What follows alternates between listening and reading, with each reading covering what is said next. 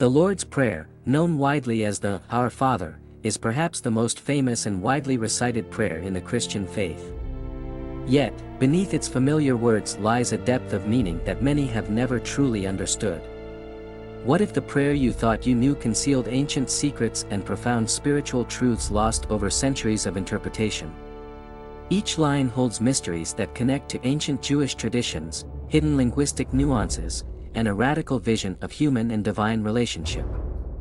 The words Jesus chose were deliberate, revolutionary, and far more transformative than most realize. And once you uncover these hidden meanings, you may never see this prayer the same way again. When Jesus taught this prayer to his disciples, he was not merely offering a formula for devotion. He was revealing a blueprint for a new way of living and understanding the world. The opening words, Our Father, seem simple, but they were radical in the ancient world. Addressing God as Father was a profound departure from the distant and unapproachable deity of many religious traditions. In Aramaic, the language Jesus spoke, the term Abba was an intimate and affectionate word for father, closer to Papa or Dad. This simple address shattered the prevailing notion of a remote, judgmental God and replaced it with an image of a loving, accessible parent.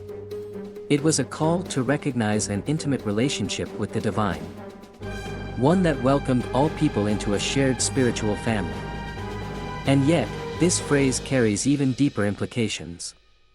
In Jewish mystical thought, the Father represents not just a personal deity but the very source of all existence.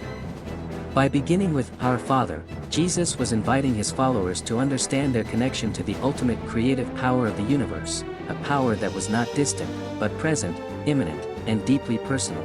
The next line, Who art in heaven, is not a reference to a distant place beyond the clouds.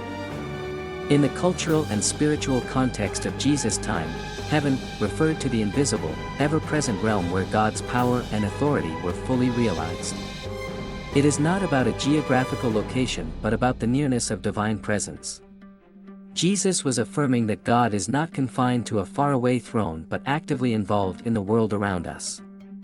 This understanding transforms the prayer from a plea to a distant deity into a recognition that divine power permeates all things and is closer than we dare imagine.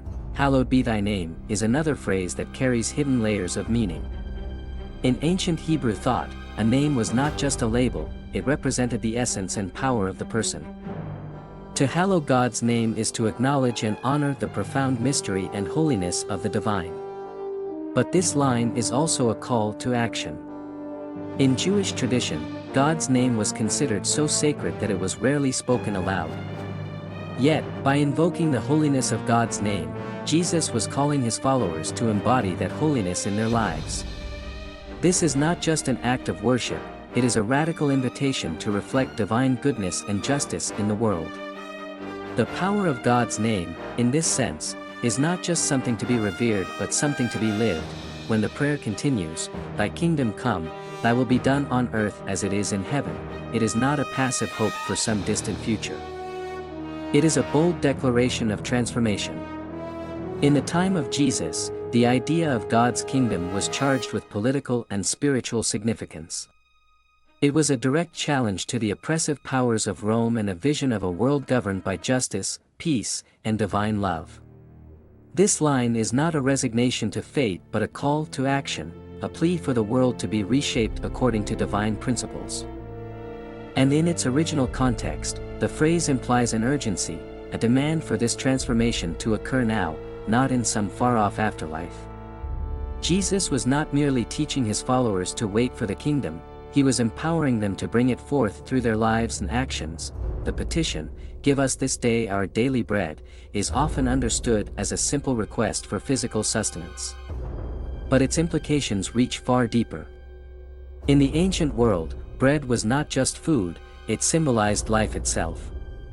This request is a recognition of human dependence on divine provision. However, the original Greek text contains an unusual word, epiousios, which does not have a clear parallel elsewhere in Scripture.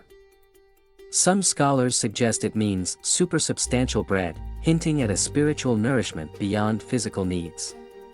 In the context of early Christian thought, this may also refer to the Eucharist, the sacred meal that connects believers to the presence of Christ.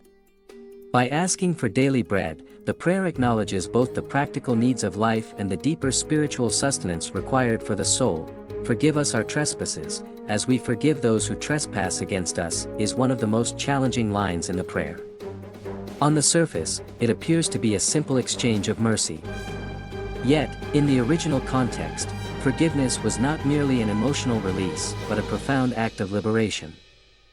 In the ancient Jewish understanding, sin was seen as a debt, something owed that needed to be repaid or released. By linking divine forgiveness with human forgiveness, Jesus was revealing a profound spiritual law: the mercy you give is the mercy you receive. This line is not just a request, it is a spiritual principle that binds the human and the divine together. It emphasizes that freedom from spiritual bondage comes through the radical act of forgiving others. And in a society where revenge and retribution were common, this teaching was nothing less than revolutionary. "And lead us not into temptation, but deliver us from evil." This seemingly simple plea holds a profound and unsettling truth hidden beneath the surface. Many have recited these words without questioning their true implications. Why would we ask God not to lead us into temptation? The original Greek text reveals a deeper meaning that has been obscured by centuries of translation. The word translated as temptation comes from the Greek parasmos, which can also mean testing or trial. In ancient times, it was believed that divine trials were not mere tests of faith but spiritual battles between good and evil forces. This phrase reflects an age-old fear that humanity might be subjected to spiritual and physical trials too heavy to bear. But the most striking revelation lies in the next line: "Deliver us from evil." In the original language, it does not merely refer to a vague concept of evil but to the evil one, a direct reference to a personal, malevolent force. This line is not just a general request for protection but a desperate plea to be rescued from the grip of an active and conscious evil entity. The ancient world was filled with the belief that dark forces sought to corrupt and destroy humanity, and this prayer reflects an acute awareness of that danger. Hidden within these words is the acknowledgement of an ongoing cosmic battle between light and darkness, a battle where human souls are the ultimate prize.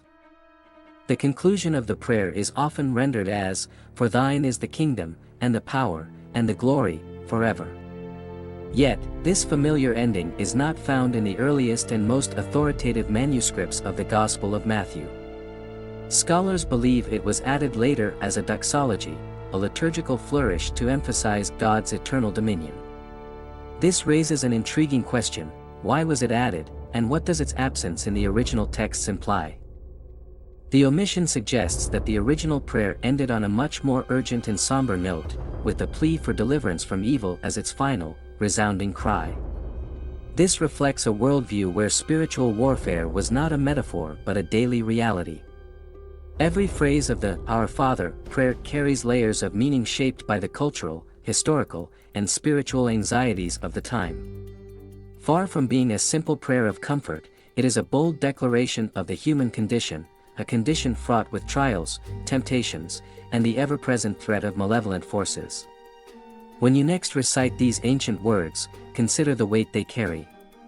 They are not just a ritual but a profound invocation for protection and deliverance in a world where unseen battles still rage.